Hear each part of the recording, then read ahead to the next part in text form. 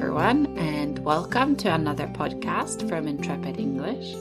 My name is Lida, and I'm an English teacher here at Intrepid English. Today, I'm going to tell you about our new OET study plan. I will also share some general OET study tips to help you prepare for the exam.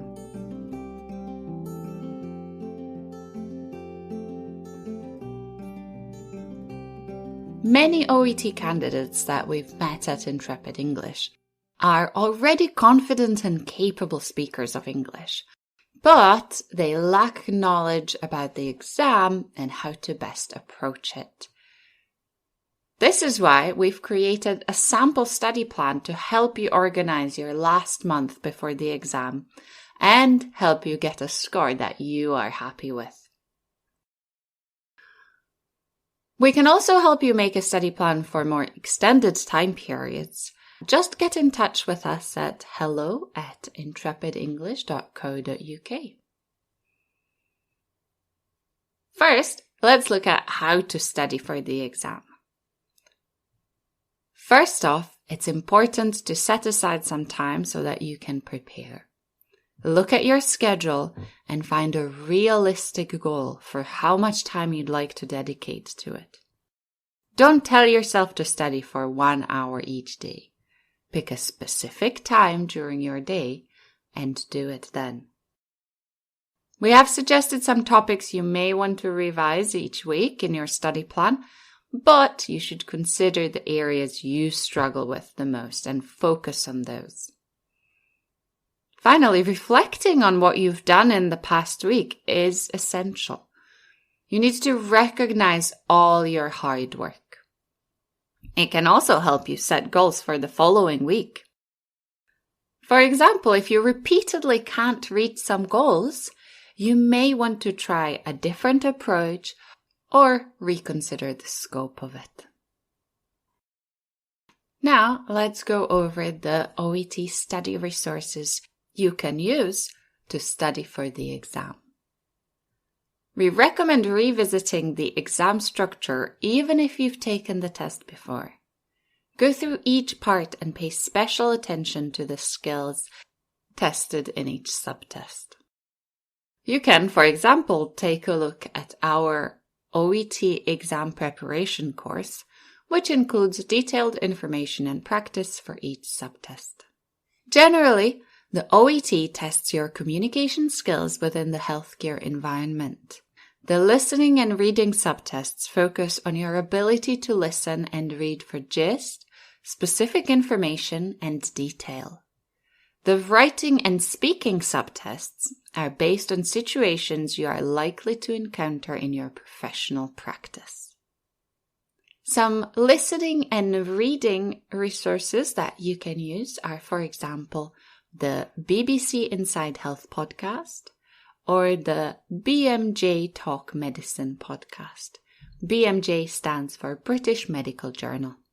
You can also check out a website called Many Things and specifically their section about health. These articles are great for practicing English medical terminology and reading for just specific information and detail. Many of the texts also have an audio recording, so you can also practice your listening skills. For writing, you should read through example letters paying close attention to the type of information that is included and omitted. Practice selecting information based on the context and the purpose. Remember that each letter should be unique depending on the context, so you should avoid using a template.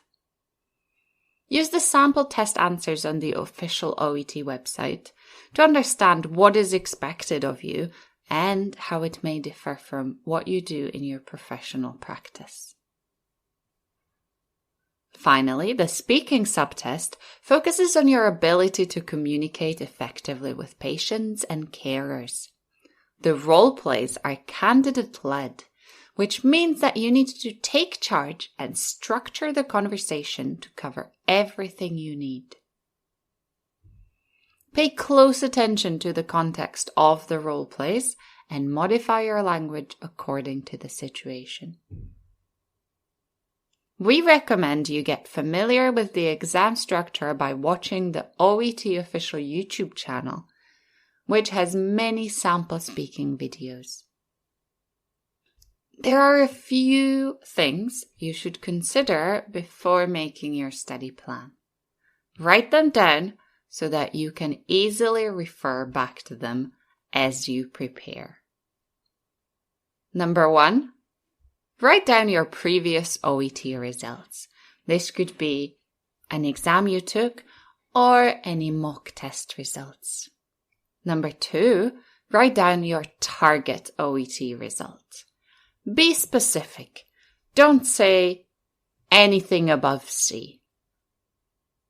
Write down exactly what you want from each subtest. Number 3, write down your main strengths. Be honest with yourself, but don't be too strict. And number 4, your main weaknesses. Again, it's important to be honest with yourself, but don't be too critical. Most importantly, as I mentioned before, you should decide how much time you can dedicate to preparing for the Oet exam each week. Build up your plan from your time allocation. Don't do it the other way around. Remember to download and save or print our study plan to help you better organize what you need to do. I briefly mentioned at the start of this podcast that Intrepid English has an Oet exam preparation course. This course is focused on exam skills and brings you many practice activities directly from the exam. Your success in the Oet is not only about understanding the test structure and memorizing it. The Oet is a skills test and tests how well you can apply your English ability in healthcare. You will be closely familiar with the test structure and skills tested by the end of this course, but you will also improve your vocabulary range and grammar through guided and targeted practice. You will learn to express your opinions and communicate effectively. You will also complete writing practice for specific purposes and receive feedback. We can help you make a study plan based on your time commitments and timeline. If you'd like to learn more about the course, please book a free consultation with me, Lida. We can talk more about your learning goals and needs.